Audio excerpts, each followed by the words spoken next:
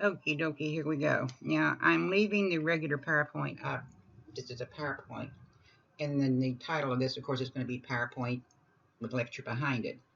And for those few students of you who were not here Thursday, we covered the first 15 slides, so I'm not going to cover them again. You can go back to the regular PowerPoint and get them. I'm just going to start with slide 16. There was a total of 44 slides in this PowerPoint. We've covered 15 of them, so we've still got 23 to go. So let's get to where we need to be, slide 16. And although I had tried to bring it up,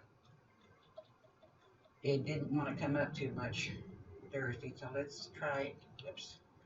Here we go. I'm hoping this is going to be the one that shows you have the size of the fleet, the size of the actual ship.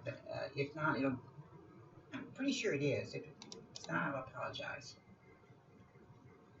Let's see how long it takes it to come up today.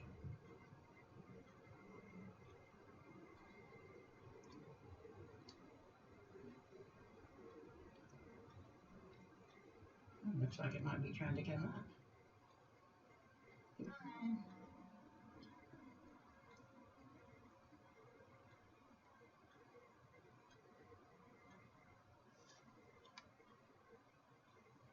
1 minute now.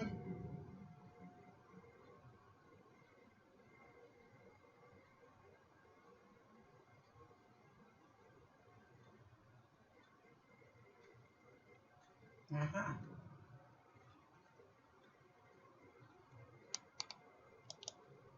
Zinyi.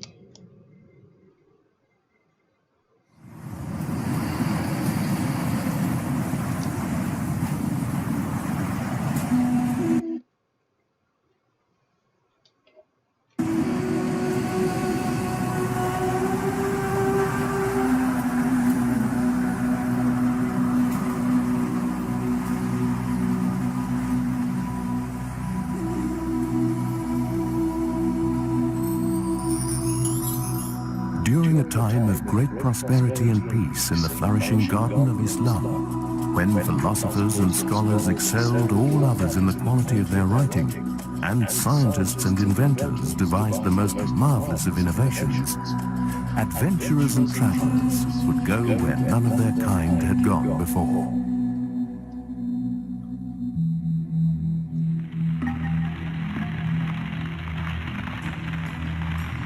Around the year 1529, Ming Emperor Shizong burned hundreds of logbooks, the final act in destroying evidence of China's supremacy in naval power. Lost for more than 500 years, accounts of a mighty Chinese armada were rediscovered in Fujian province in the 1930s. Etched on a pillar, they told of gigantic ships laden with gifts for distant kings, from whom the Ming Emperor exacted tribute in return. Between 1405 and 1433, the treasure fleet set out on 7 voyages into the unknown. At the helm of these vast armadas was a 2-meter-tall warrior navigator, the Muslim admiral of the fleet, Zheng He.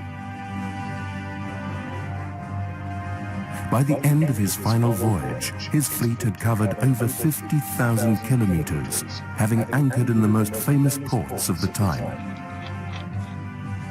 From China to India, from the Arabian Sea to the east coast of Africa, Zheng He led his ships further than anyone before.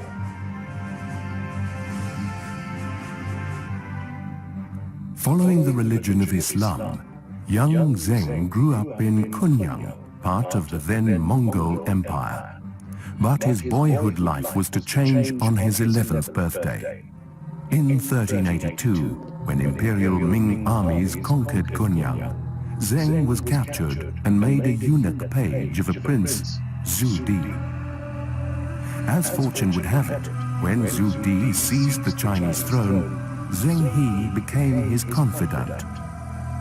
First rebuilding the Great Wall, Zhu Di then embarked on a massive shipbuilding program and appointed Zheng He as Admiral of the Western Seas, ordering him to go beyond the horizon. Comprising almost 28,000 men and over 300 ships known as swimming dragons, Zheng He's fleets included massive treasure galleons, which were technological marvels of the age.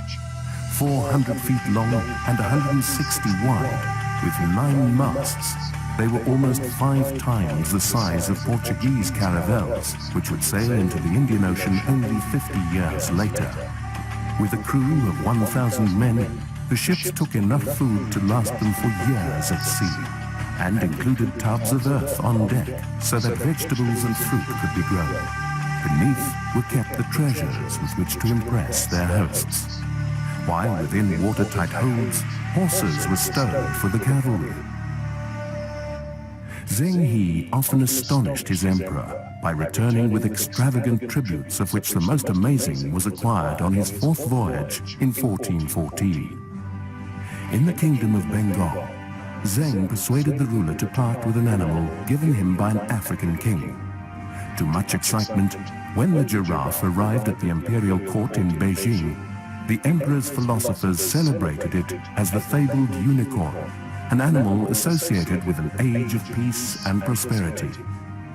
Now a hero, Zheng He set sail for his 4th and most ambitious voyage, to Arabia, where he fulfilled his personal pilgrimage to Mecca and finally reached Africa, stopping at Mogadishu, Mombasa, and Zanzibar. Thought to have traveled as far south as the Mozambique Channel, Zheng He vastly outdid his Western contemporaries in their own age of exploration. Could he have even rounded the Cape of Good Hope and gone as far as America, as some historians claim? But after his death at sea on his 7th and final trip in 1433, a new emperor assumed the throne of the Ming dynasty and began to dismantle Zheng's navy, with the effect that China went from... I don't know what happened, folks, but we're back on.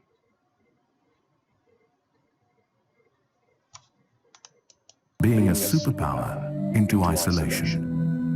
Yet Zheng He's epic voyages of adventure are remembered by porcelain shards which still wash up on the beaches of East Africa, and the etchings on the pillar left in a temple signed by the Admiral of the Western Seas.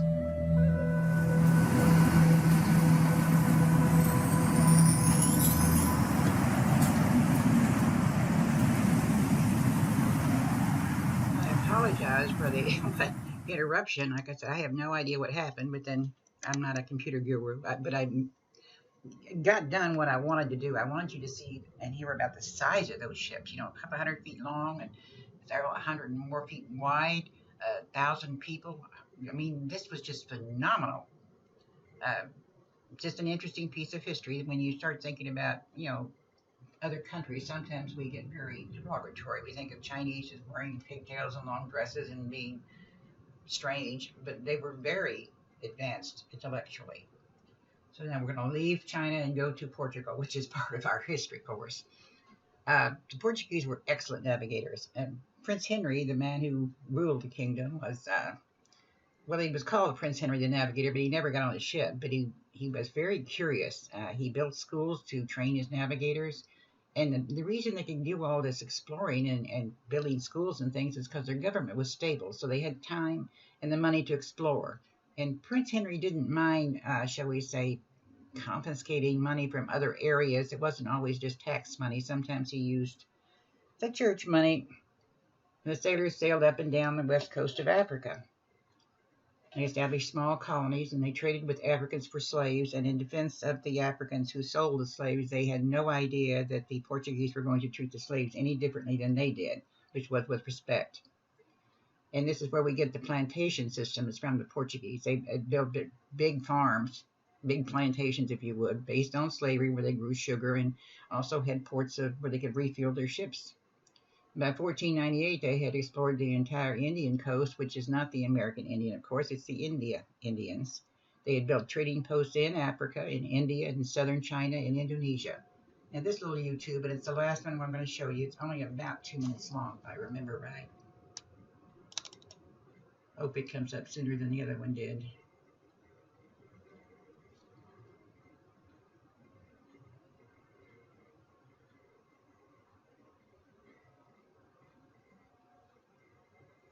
maybe it will, maybe it won't.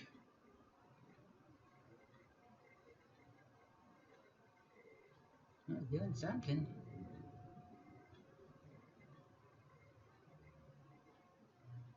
Okay, here we go.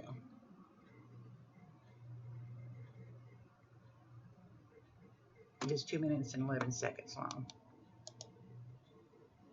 Prince Henry surrounded himself with scholars, mapmakers, astronomers, as well as navigators, amassing knowledge and intelligence, the 15th century version of R&D. Like a venture capitalist, he financed expeditions intended to push the boundaries of the known world for profit and to spread Christianity. Prince Henry died at Sagres in 1460, but by that time, Portuguese explorers had inched their way south along the coast of Africa as far as Sierra Leone. In 1488, Bartholomew Diaz made it around the Cape of Good Hope. 10 years later, Vasco da Gama reached India. Then, just 2 years after that, in 1500, Pedro Alvarez Cabral discovered Brazil, and on it went, each explorer armed with knowledge provided by the last. From Brazil to Japan, with everything in between. New technology was key, and this is what it looked like circa 1440. A ship with triangular sails. An ocean-going version of smaller fishing boats, the caravel revolutionized exploration. In a caravel, you weren't restricted to winds that just pushed you along from behind, as square riggers were. And the Portuguese had the best and most up-to-date navigational tools. For example, the mariner's astrolabe, which helped to plot location by measuring the altitude of the sun and stars. Portugal had the equivalent of today's proprietary computer software, accurate maps.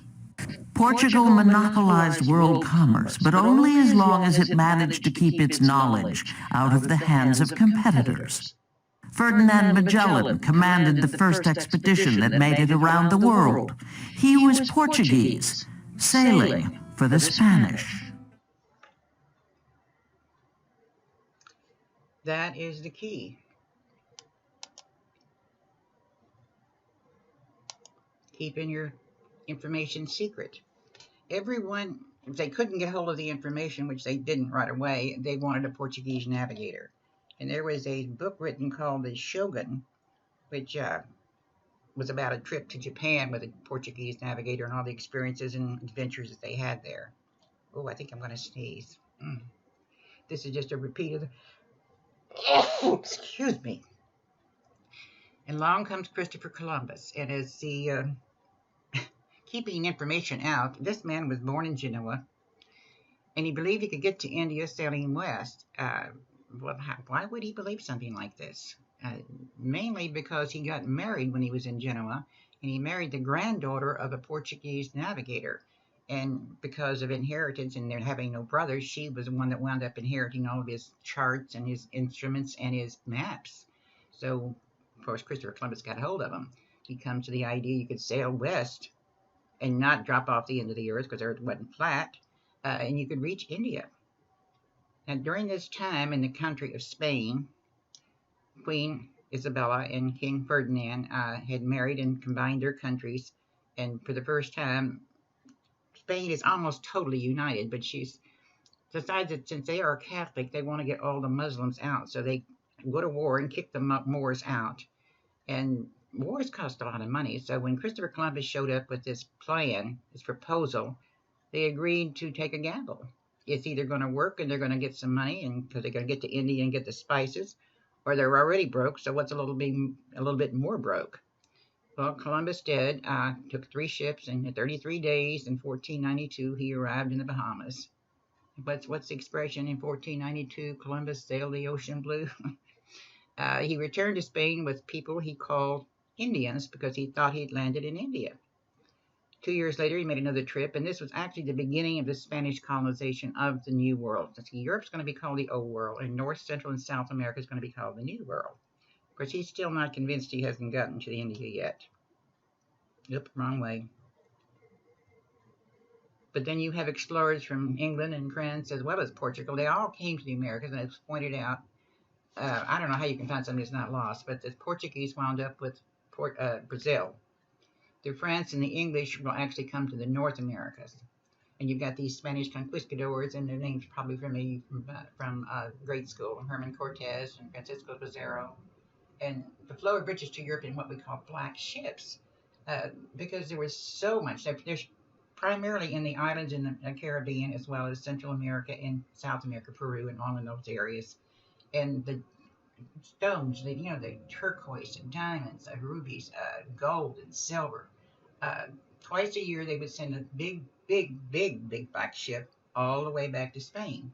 And of course, these explorers, quote unquote, if they could capture a Spanish black ship, it could support the government for a year. Meanwhile, we have what we call the Columbian Exchange. You've got things going back and forth. You have plants and animals and cultures that were in Europe, taken to Europe, rather. But it was exchanged. Stuff came from Europe and stuff went back to Europe. Like you had the horses come from Europe to the New World.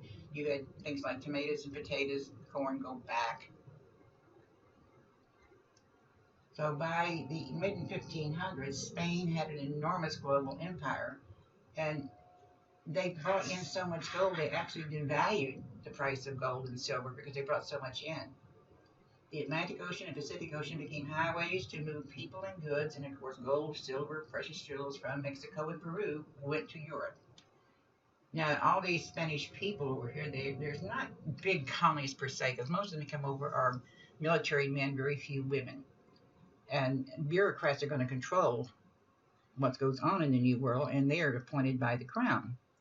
The Catholic Church keeps administration of the Indians to a point, because after all, why are they coming here in the first place? To spread God, right?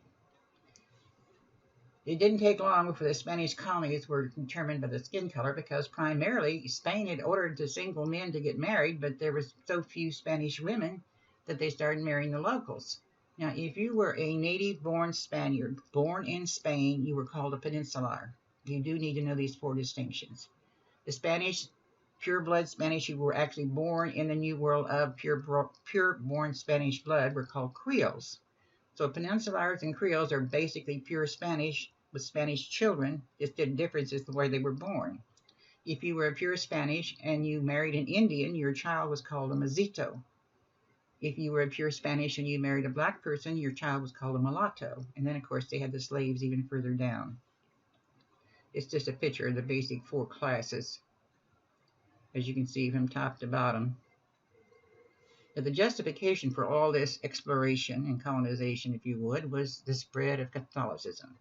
We've got to spread it because a young monk named Martin Luther back in 1517 had started with a protest of the church, posted 95 theses or 95 reasons that he thought there was things wrong with the church. He wasn't trying to break up the church. He was just trying to get the church to basically clean up its act. And he accused the church of selling indulgences. And for those of you who are not Catholic, the simplest explanation would be an indulgence in the Catholic religion is similar to a get-out-of-jail-free card in a Monopoly game, because the Catholics believe you go to a place called purgatory before you go to heaven. And this was a way to get out free. People didn't have to pray you out or pay money to the church to get you out of purgatory. Spain has become the most Catholic of all Catholic countries, or the bastion of Orthodox Catholicism. And to combat the spread of Protestantism, because we've got these other countries that are coming over to the New World, you need to convert the Indians to true faith.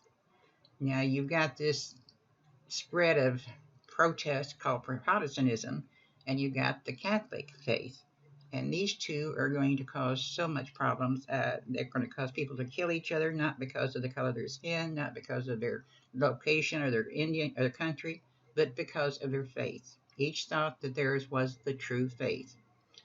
So the Indians were being used as forced labor, but you had to save their souls, because no matter how bad it was here now, it's going to be so much better when you go to Catholic heaven. This is just a repeat of the map we saw.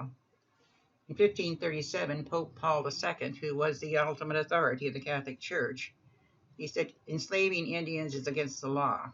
And a Dominican priest called Las Casas started complaining about the cruelty at the hands of the Spanish to the Indians. And he personally believed that the only justification for all this empire building was to convert the Indians to the true faith and save their souls. And he read a lot of writings, and when they were combined, it was called the Black Legend. So you have the black ships, which were the treasure ships going back to Europe, and then you have the Black Legend, which was writings about the cruelty of the Spanish to the Indians. So they got to establish some way to govern this over here. And so in 1542, they established called the Repartimento system, where the Indians would not be slaves. They were going to be paid a wage. They couldn't be sold, but they were legally free. But, and a big but right here, they were required to perform labor, and they were still mistreated. Yeah, over time, some of the treatment got a little better, but not that much, not enough to save the population. Spanish Empire was in Mexico, Peru, and the West Indies. And finally, a young man named Juan Ponce de Leon, he'd heard about this thing called the Fountain of Youth up a little further north, what we call Florida now. Juan Rodriguez Cabello, he went up the Pacific coast as far as Oregon, and he was a conquistador. He didn't do it in a ship. He did it with walking and horses.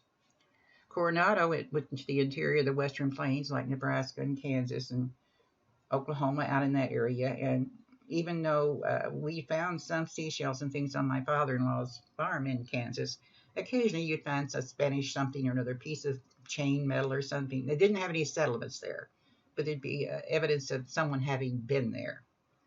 And of course, they took their ways of doing things with them, along with the diseases that they may not have, but carried anyway. This is an estimate of the total population in North, Central, and South America. They estimate almost 5 million Indians were there when the Spanish arrived. But now Spanish Florida wanted a base to combat the threats that were threatening the black ships.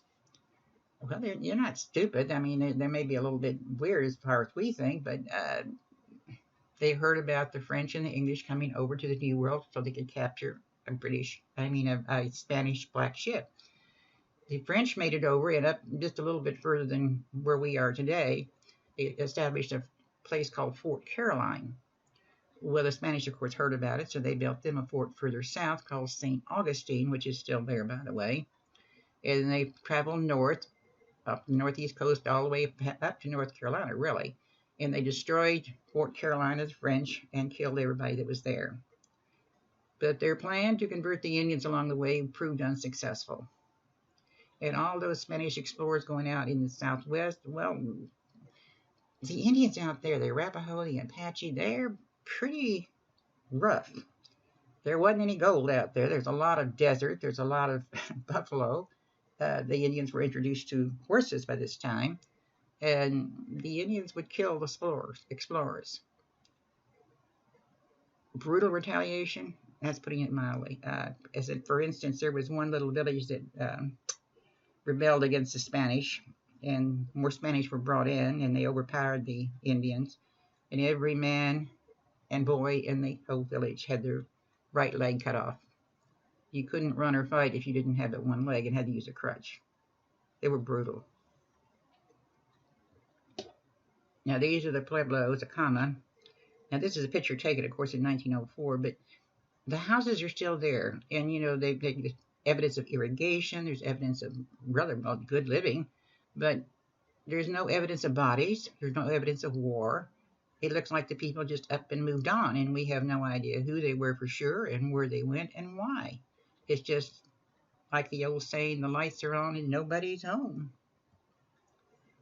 Meanwhile, to try to reconvert those who had converted to Protestantism and to root out any heresy, they set up something called the Inquisition in Spain. And it intensifies over there. It gets really bad. And the local priests trying to convert the Indians in the New World got very intense. They started burning any of the Indian idols, their masks, their sacred objects, their totem poles. But they couldn't protect the locals from the Navajo and the Apache. They were really brutal. They didn't like anybody that wasn't of their tribe. And there was a prolonged drought. And the people of the Pueblo were divided. And a man named Pope organized an uprising to drive out the Spanish, because if we get rid of the Spanish, the drought will end and things will go back to the way they were. And they killed 400 Spanish settlers and 21 missionaries in a little place called Santa Fe. So the Spanish just left. Just get out of here. But they came back later. Meanwhile, the Indians destroyed anything that reminded them of Spain. And the fruit trees, the cattle that the Spanish had brought over, churches were destroyed. They rebuilt their places of worship. And they went into the rivers to try to wash away the water baptism that they'd had. But pretty soon warfare breaks out among the tribes in that area. And the Navajo and the Apache, they don't like other Indians either. Then Popey dies. And all of a sudden, Spain comes back with a much larger army, better equipped, and reconquers New Mexico, Santa Fe included. So here it's just a brief little map showing you how far they went up. Pueblo Revolt, Pueblo River is actually in Colorado. It's amazing how far they could go on foot and on a horse. This is the estimated populations of the world in 1500, almost 500 million. A lot in Japan. In Africa seems to have the Americas have the largest population, of course, that if you're including Europe. China with 103,000, India with 110, so I guess India gets first place. But meanwhile, we are rapidly depleting the Indian population. But these other countries, the French and the Dutch and the German, they use the excuse that the Spanish were brutal to the locals, and that's our excuse for coming to the New World. We're going to free the Indians, basically, get them rid of this Catholicism thing and turn them into Protestants. And while we're looking at it, we're going to look for this Northwest Passage. There's got to be a river or something all the way across this land that's out there. Well, they settled in Canada and established colonies all along the Mississippi River south. So they got Canada, got the Mississippi River all the way south to the Gulf of Mexico. And they claimed what we call the Ohio Valley, because off of the Mississippi River, which happens to be a border of Kentucky, in that area is the Ohio Valley, and they claim in that. And we even have found metal plates in eastern Kentucky, claiming it by the French. Of course, the problem is going to be that the English are also going to claim that area very shortly. Unlike the Spanish, the French treated the Indians with a little bit of respect. They traded with them. They made treaties with them. They lived in their villages. They married their women. Now, the Jesuits attempted to convert them, and the Jesuits were a very rigid branch of Catholic priests, Catholic monks, but they were tolerant of native religions, and they didn't exploit the Indian labor, but unfortunately, they also brought diseases from France. And they got drawn into what we call continental wars. You've got three countries over here now, basically. You've got France, Spanish, and the English. And these countries don't get along. You've got France and Spain are very Catholic. England, of course, is going to become very Protestant. So this just shows you all this green is what the French are trading. The French are claiming. This little bit through here is the Dutch are claiming this pink. And, of course, down in through here, eventually, the Spanish are going to claim all the Mississippi River. And here's the Ohio Valley with the Great Lakes. And, of course, Spain's got Central America and all this area in here. Henry Hudson explored the New York Harbor and River, which we have named for him. And in 1542, New Amsterdam was established. Now, the Netherlands are considered very liberal. They're a center of culture and enlightenment. They had a huge navy, or not a navy, but a huge, the maritime, basically is trading ships, but they had some people to protect them. And they invented what's called a joint stock company, which we get into a little bit more next chapter. They had lost a lot of freedoms in Europe, and they were predominantly Protestant. But they weren't democratic. They were ruled by something called the West India Company. When they came over, they had slaves too. A gentleman just didn't do any work with his hands. A gentleman was a person who had education and knowledge and knew how to tell you how to do things. The Dutch slaves did have some rights. They have something, I think we get into that a little bit more when we start settling the colonies. They called it half freedom. women enjoyed some freedoms. They could own businesses, and there was religious toleration. You could be Catholic, Jewish, Protestant. You could be anything you wanted to be. And they did get along, and there was a lot of different ethnic backgrounds to the people there. But the West India Company gradually loosened control, and they began to offer incentives for people to come over and settle, because that's a long trip to take, and some of the better people just weren't interested. But these new large landowners, well, power begets corruption, and there started to be minor rebellions or disturbances created by the people who they thought were not being treated right and didn't have the same rights as the rich landowners. So basically, it never became a large colony. But the Dutch were more interested in trade than they were in settling colonies. And they'd recently been liberated from the Spanish rule and Catholic oppression, so now they're Protestant. They did recognize that the Indians had sovereignty over the land, and they wouldn't let you settle anywhere until you had a legal title that you could buy from the Indians, which they didn't really understand what they were doing. Unfortunately, when you've got two different cultures and neither one understands the other, you're going to have problems. And eventually, the Dutch got into a war with with England. And England won. And I think that's the end of our slideshow. Yeah, it is. So that ends that chapter. And I thank you. Let's get all the way back. Let's go all the way back. See, there's 44 slides here. And I like this one. So we're going to end there.